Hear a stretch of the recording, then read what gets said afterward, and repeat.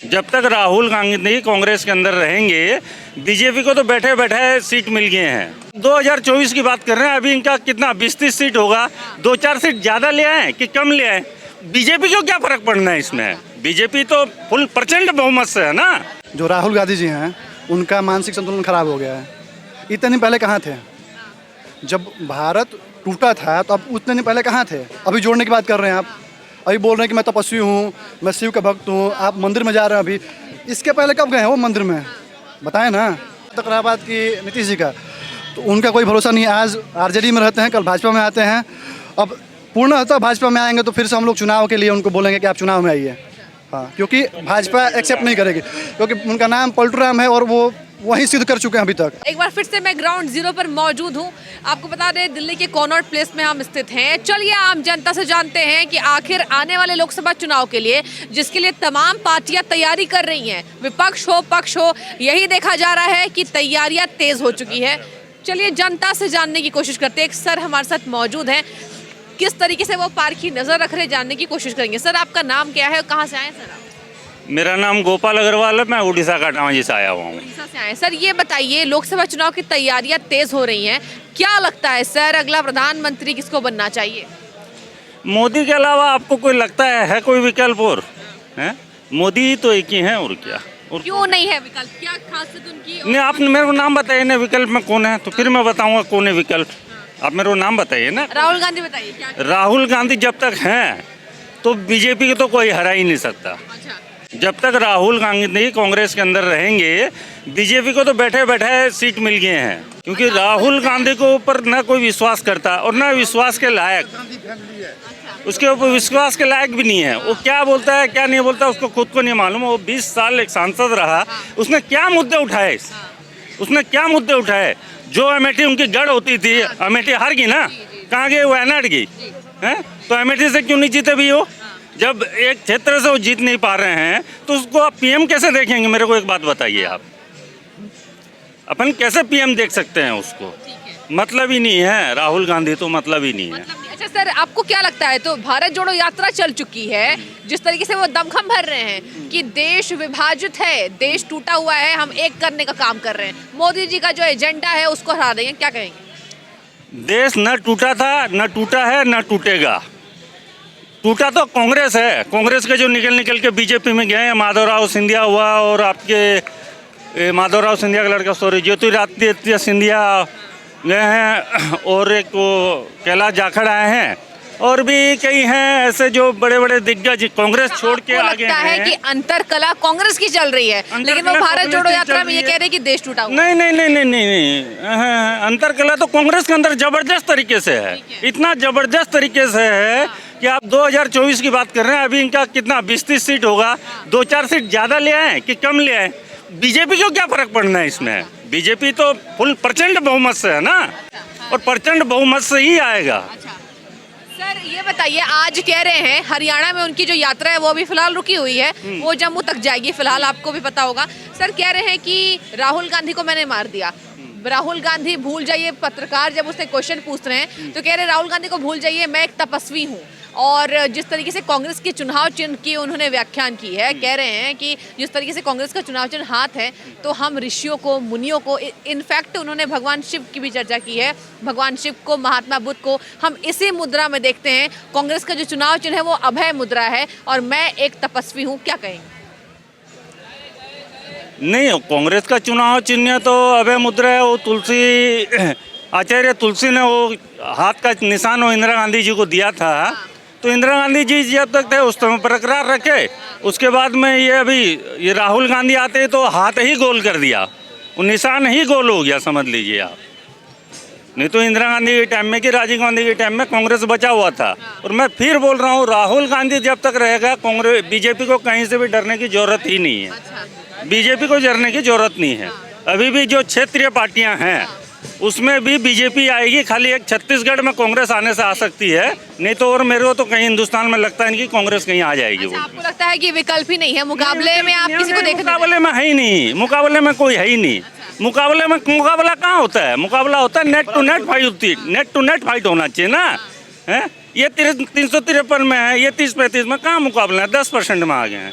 अब बताओ ना कहाँ मुकाबला है? नफरत के खिलाफ यात्रा निकाला है किसने किसने कहा नफरत है? राहुल गांधी कह रहे हैं। नहीं, राहुल गांधी के बोलने से नहीं नहीं नहीं नहीं, कैसे नफरत बता रहे हैं आप? बताइए ना, नफरत कैसे है? कहाँ पे नफरत कहाँ कह दिखी? रहे हैं केंद्र सरकार का काम है नफरत फैलाना और हम प्यार बांटने के लिए निकले हुए हैं, क्या कहें? नहीं नहीं नहीं, नफरत तो खुद फैला रहे हैं, नफरत तो खुद फैला रहे हो। नफरत कहाँ है? वो ऐसा बोल बोल के नफरत फैला रहे हैं ना। नफरत कोई फैली हुई नहीं है, सब बढ़िया है। सब यहाँ पे जितने हैं यहाँ सब सारे हैं, हिंदू भी हैं, मुसलमान, ईसाई, सिख, ईसाई, सारे हैं, सारे भाई भाई हैं। तो नफरत कहाँ फैल रही है? नफरत ये कुछ लोगों की देन है, नफरत फैलाना।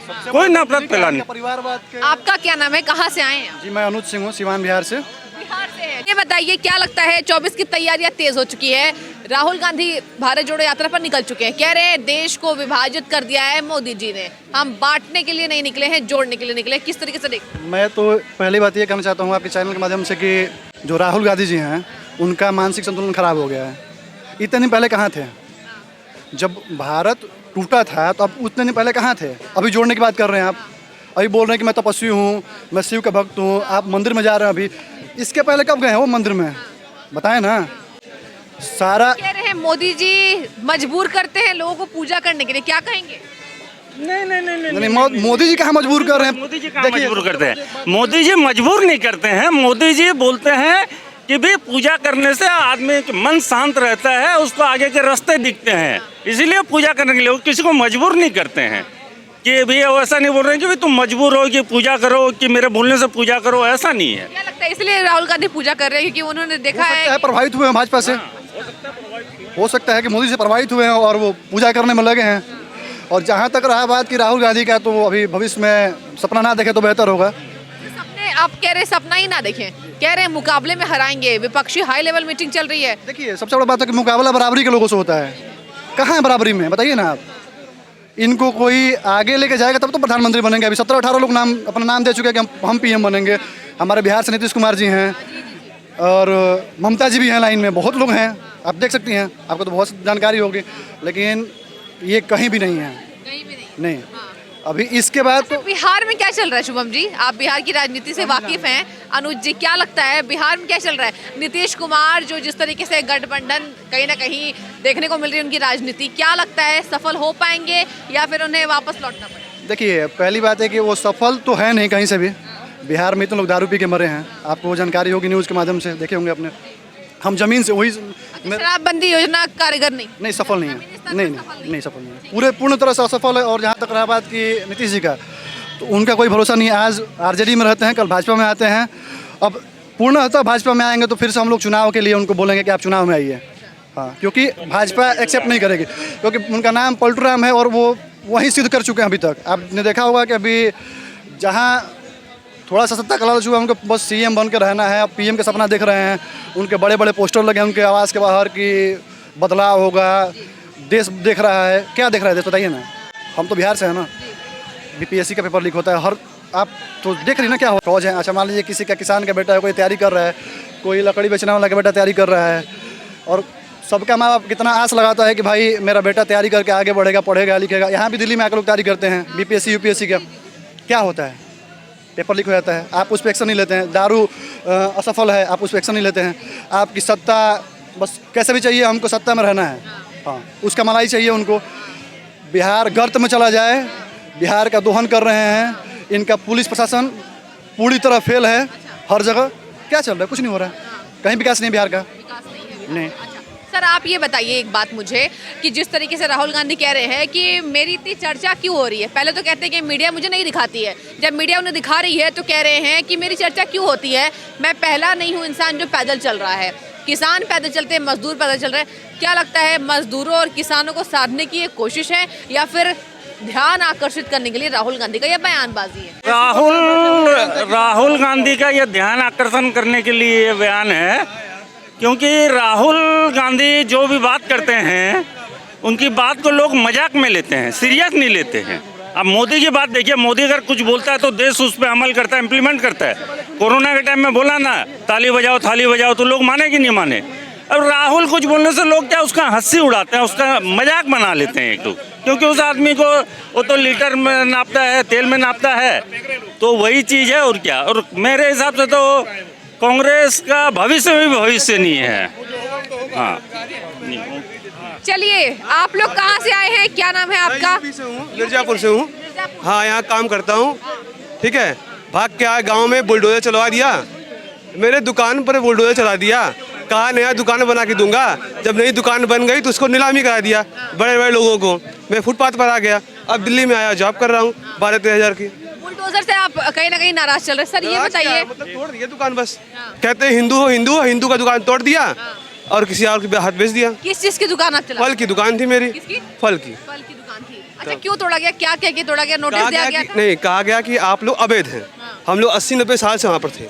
कहा गया, सुनिए, कहा गया अवैध है, आप लोग को नई दुकान, सुनिए ना, आपको नई दुकान बना के, इलीगल था, नई कार्रवाई नहीं करी उसके ऊपर, नई पैसे सैंक्शन किए, नई दुकान बना के, नई दुकान बना के आपको दिया जाएगा। इसलिए करा डीएम पर जब नई दुकान बनी तो उसको नीलामी कराया गया, 10 लाख 12 लाख जो जिसके पास थे उस हिसाब से नीलामी हुआ, और उस नीलामी में तो दुकान हम खरीद सकते नहीं, दुकान चली गई। अच्छा, ये हाल था। ठीक है। आपको क्या लगता है सर, बुलडोजर से कहीं ना कहीं नाराज होते दिखाई दे रहे हैं और बड़े ही उत्तर प्रदेश में कहीं ना कहीं बुलडोजर से तो नाराज होना ये स्वाभाविक है कि भी इनका धंधा पानी उजड़ गया है, व्यापार उजड़ गया है, इसलिए नाराज दिख रहे हैं। लेकिन क्या होता है कि भी सरकार को कोई चीज़ की ज़रूरत हो, सरकार है किसके लिए? सरकार को कोई चीज़ की नहीं, पब्लिक के लिए। अभी हल्द्वानी में है तो रेलवे की ज़रूरत है, विकास की ज़रूरत है, तो हल्द्वानी का तुम पूरा जमीन वो कर लोगे क्या?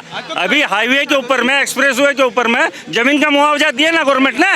नितिन गडकरी, इतने बड़े बड़े जो रोड एक्सप्रेस वे बने हैं, इससे लोगों के घर भी टूटे हैं, खेत खलियान से भी रास्ते गए हैं, तो मुआवजा दिया ना। क्यों दिया मुआवजा? कागज थे, बिना कागज के अपन बोलेंगे हम। अवैध निर्माणों पर कहीं ना कहीं देखो, अवैध निर्माण के ऊपर ही बुलडोजर टूटा। मेरा घर तो नहीं टूटा भाई, मेरे घर तो नहीं टूटा ना भाई, मेरे घर तो नहीं टूटा ना। अवैध निर्माण के ऊपर तो बुलडोजर टूट सकता है। आप रह रहे हो, जब तक रह रहे हो ये बोनस है आपका।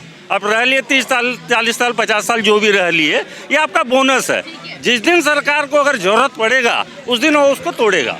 मैं भी जहाँ से आता हूँ वहाँ भी 700 लगता है कि सरकार की जरूरत के हिसाब से सरकार ये एक्शन लेती तो जब तक जरूरत नहीं है सरकार उसको नहीं तोड़ती है। सॉरी, सरकार को जब तक जरूरत नहीं है सरकार उसको नहीं तोड़ रही है।